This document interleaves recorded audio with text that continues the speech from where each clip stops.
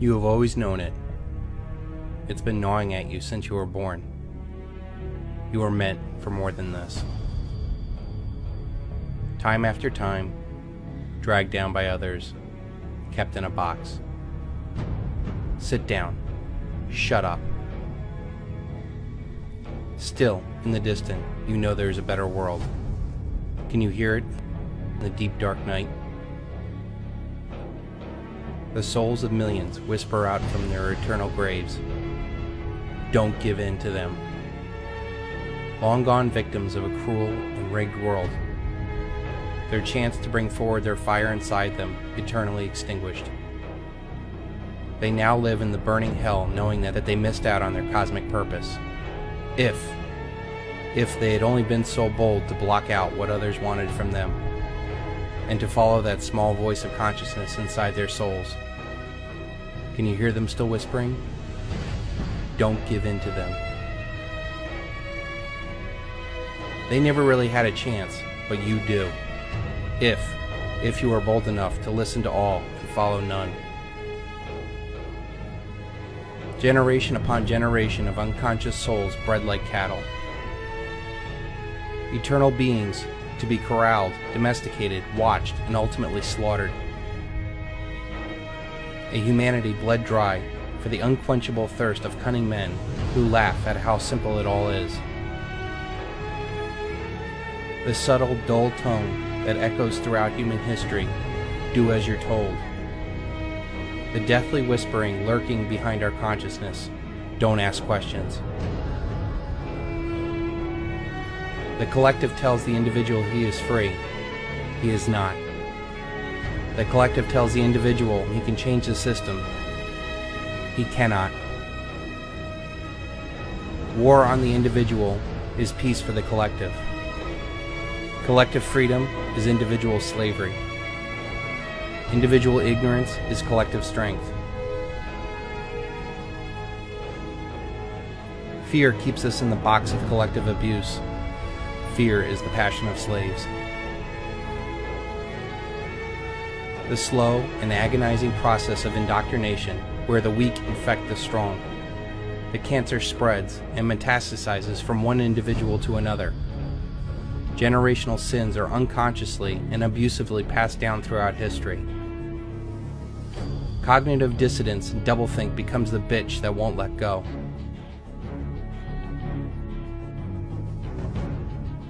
The contagion of scarcity, hierarchy, and psychopathy infects the consciousness.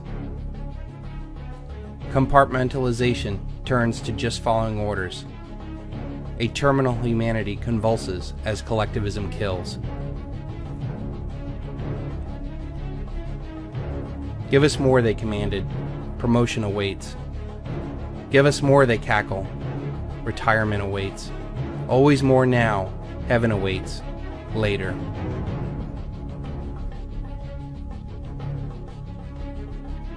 You might be left wondering just how this sick story repeats, churning the cadavers of generation after generation.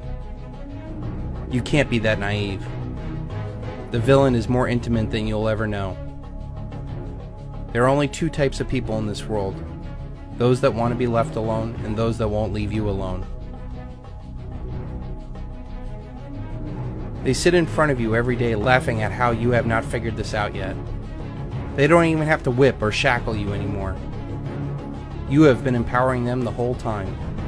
You break your back for them, you give your life for them, hell, you cheer for them. Memorable time of my life. It was a touching moment because I never thought this day would ever happen. I won't have to worry about putting gas in my car. I won't have to worry about paying my mortgage. You know, if I help him, he's gonna help me. Your votes, your taxes, your careers, your consumption, you empower the worst in humanity. I started getting a little more educated about politics and reading more. What I learned is never trust the wizard. It's within ourselves to have the determination, the courage, and the brains to bring us to our destiny. And while it might be comforting for your ego to point at your local banker, politician, or boogeyman of the day as the source of all the problems in the world, but you easily forget the blood-sucking vampires that you invite into your life every waking moment. These predators know something that eludes you, and you fear to ever come to terms with. They are nothing without you. Why do you think they spend so much time selling you this collective consciousness? More time than they do on bombs and bullets.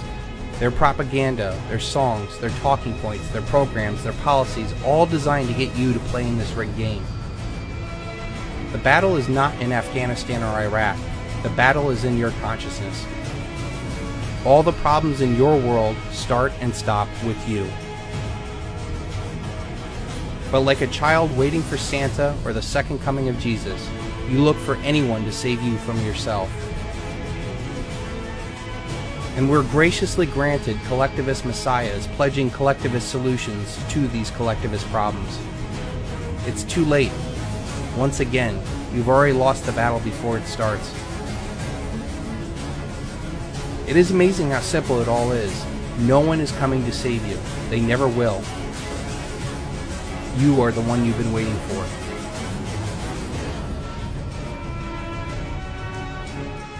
Occasionally, this consciousness sparks and ignites the minds of humanity. Don't believe them, they say. Resonate your gifts with abundant souls. There is nothing to fear, ever. Those lives are quickly extinguished. Perish the dangerous thoughts from your mind, they say. So we close the fire in our eyes, for fear of the ones too dark to behold. Most men live lives of quiet desperation, fearing ever to utter the song in their soul. It doesn't have to be like this. We know in our soul it does not ever have to be like this. The opposite individual consciousness holds the key. This slow burn of consciousness smolders under the surface because ideas never die. Stripping away the facade that they have frantically assembled, the crowded mind is cleared. You stop looking at your weakness or failures. You stop worrying about everything outside of your control. You stop giving away your power to the uncaring collective. And most importantly, you stop empowering the worst in humanity. There you are free to be who you were meant to be. For you cannot change the outside world to make yourself happy and free. You must change yourself to make the world happy and free.